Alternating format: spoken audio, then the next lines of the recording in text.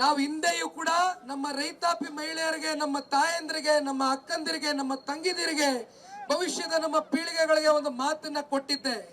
ಬೈರಮಂಗಲ ಭಾಗದಲ್ಲಿ ಸುಮಾರು 11 ಕಿಲೋಮೀಟರ್ ಪಾದಯಾತ್ರೆಯನ್ನ ಮಾಡಿದಾಗ ಹೊಸೂರು ಗ್ರಾಮದ ಕೊನೆಯ ಗ್ರಾಮದಲ್ಲಿ ಹೇಳಿದ್ದೆ, ದೇವೇಗೌಡರ ಕುಟುಂಬ ಸನ್ಮಾನ್ಯ ಕುಮಾರಣ್ಣ ಅವರ ಹಾದಿಯಾಗಿ ದೇವೇಗೌಡರ ಸಾಹೇಬರ ಒಂದು ಮಾರ್ಗದರ್ಶನದಲ್ಲಿ ನೀವೆಲ್ಲರೂ ಕೂಡ ಗಟ್ಟಿ ನಿಲುವಿಂದ ಒಟ್ಟಾಗಿ ಒಗ್ಗಟ್ಟಾಗಿ ನಿಲ್ಲಿ ಕಾನೂನಿನ ಹೋರಾಟ, ಕಾನೂನಿನ ಮೂಲಕ ಇವತ್ತು ನಿಮಗೆ ಜಯ ಸಿಗ್ತಕ್ಕಂಥ ದಿನ ಬಹಳ ದೂರ ಇಲ್ಲ ಅಂತಕ್ಕಂಥದ್ನ ಹೇಳಿದ್ದೆ.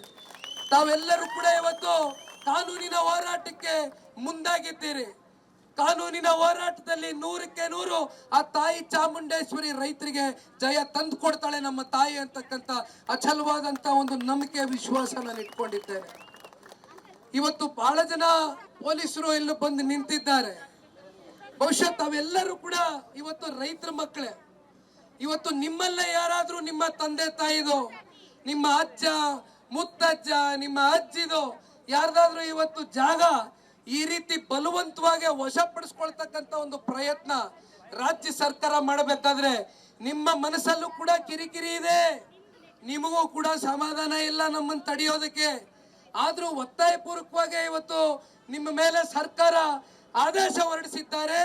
ನಿಮ್ಮ ಅಂತಿಮವಾಗಿ ಸರ್ಕಾರಕ್ಕೆ ತಲೆಬಾಗಬೇಕಾಗಿರ್ತಕ್ಕಂಥ ಸಂದಿಗ್ಧ ಪರಿಸ್ಥಿತಿಯಲ್ಲಿ ನೀವು ಒಳಗಾಗಿದ್ದೀರಿ. ನಾನು ನಿಮ್ ಯಾರನ್ನು ಕೂಡ ದೂಷಣೆ ಮಾಡೋದಿಲ್ಲ.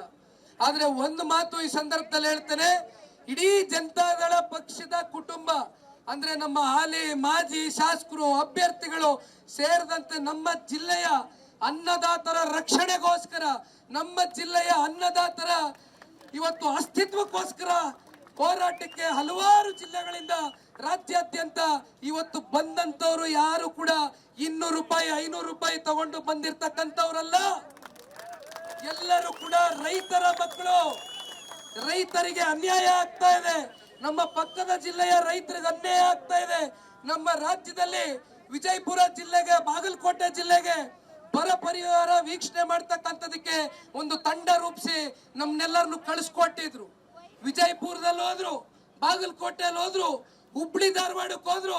ಬಿಡದಿ ರೈತರನ್ನ ಉಳಿಸಿ ಸರ್, ಅವ್ರ ಕಷ್ಟ ನೋಡಕ್ ಆಗ್ತಾ ಇಲ್ಲ ರೇ ನಿಖಿಲ್ ಅವ್ರೆ ಅಂತ ಅಲ್ಲಿರ್ತಕ್ಕಂಥ ರೈತರ ಕೂಗು ಇವತ್ತು ಇಲ್ಲಿರ್ತಕ್ಕಂಥ 26 ಹಳ್ಳಿಯ ರೈತರ ಆತ್ಮವಿಶ್ವಾಸದ ಬಲವನ್ನ ಇವತ್ತು ಹೆಚ್ಚಿಸ್ತಾ ಇದೆ. ಈ ಸಂದರ್ಭದಲ್ಲಿ ನಾನು ಒಂದು ಮಾತನ್ನ ಕೊಡ್ಲಿಕ್ಕೆ ಇಚ್ಛೆ ಪಡ್ತೇನೆ.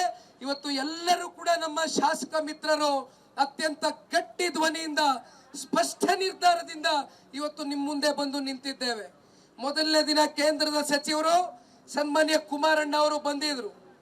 ಅವ್ರು ಏನು ಸತ್ಯ ಶೋಧನಾ ವರದಿಯ ಬಗ್ಗೆ ನನ್ನ ಸಂಪೂರ್ಣವಾದಂತ ದಾಖಲಾತಿಗಳು, ಸುಮಾರು 300-400 ಪುಟಗಳ ದಾಖಲಾತಿಗಳ ಬಗ್ಗೆ ಇಟ್ಕೊಂಡು ನಿಮ್ಮ ಮುಂದೆ ಪ್ರಸ್ತಾವನೆಯನ್ನ ಮಾಡಿದ್ದಾರೆ. ಯಾವ 2006ರಲ್ಲಿ ಕುಮಾರಸ್ವಾಮಿ ಅವ್ರ ಕೂಸು ಅಂತ ಇವತ್ತಿಗೂ ಕೂಡ ಅಪಪ್ರಚಾರ ಮಾಡ್ತಾ ಇದ್ದಾರೆ.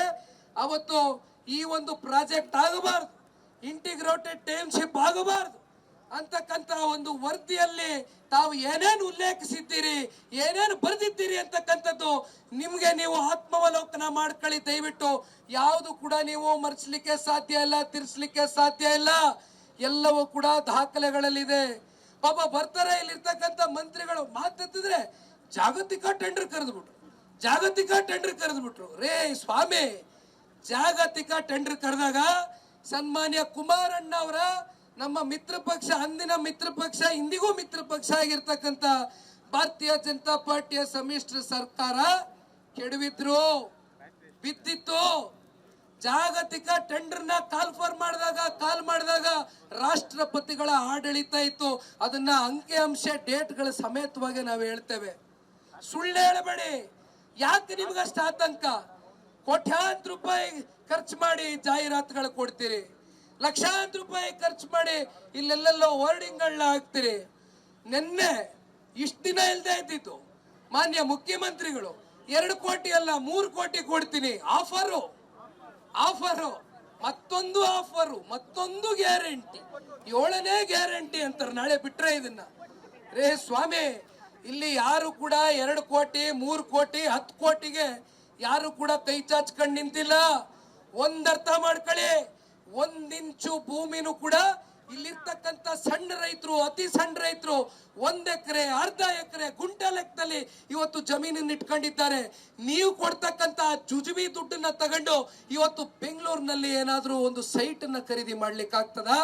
ಗೌರವಿತವಾಗಿ ನಮ್ಮ ರೈತರು ಯಾಗೋ ಅಷ್ಟೋ ಇಷ್ಟೋ ದುಡಿಮೆ ಮಾಡ್ಕೊಂಡು, ಹಸ ಸಾಕೊಂಡು, ಮ್ಯಾಕೆ ಸಾಕೊಂಡು, ಒಂದಷ್ಟು ತರಕಾರಿ ಬೆಳ್ಕೊಂಡು, ಹಣ್ಣು ಬೆಳ್ಕೊಂಡು, ಹೂ ಬೆಳ್ಕೊಂಡು 30,000, 40,000, 50,000 ಆ ದುಡಿಮೆನಲ್ಲಿ ಅವ್ರ ಮಕ್ಕಳ ಭವಿಷ್ಯ ರೂಪಿಸ್ಕೊಂಡು ಸ್ವಾಭಿಮಾನದಿಂದ ಇರ್ತಕ್ಕಂಥ ನಮ್ಮ ಜಿಲ್ಲೆಯ ರೈತರನ್ನ ದುಡ್ಡಲ್ಲಿ ಅಳಿಬೇಡಿ ಮಾನ್ಯ ಮುಖ್ಯಮಂತ್ರಿಗಳೇ.